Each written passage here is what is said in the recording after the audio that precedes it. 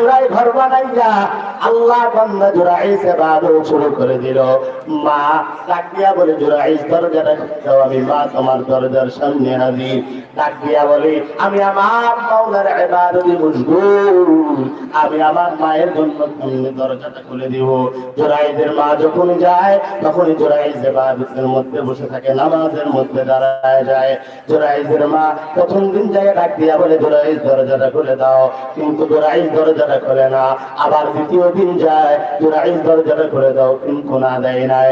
আবার জুরাইসের মা তৃতীয় দিন চলে গেল, জুরাইস প্রথম দিন আসছি দরজা খোলো নাই, দ্বিতীয় দিন আসছি দরজা খোলো নাই, জুরাইস টাকা দেখ, আমি মা তোর দরজার সামনে হাজির। জুরাইস আমি মা বলি, তুই দরজাটা খুলে দাও। জুরাইস ইবাদতের মধ্যে মশগুল হয়ে গেল, কিন্তু দরজা খুললো না। জুরাইসের মা আমার মাওলার দরবারে কান্না করে আর দোয়া করে, এই দয়ার মালিক, যে সন্তান আমার জন্য দরজা খুললো না, এই সন্তান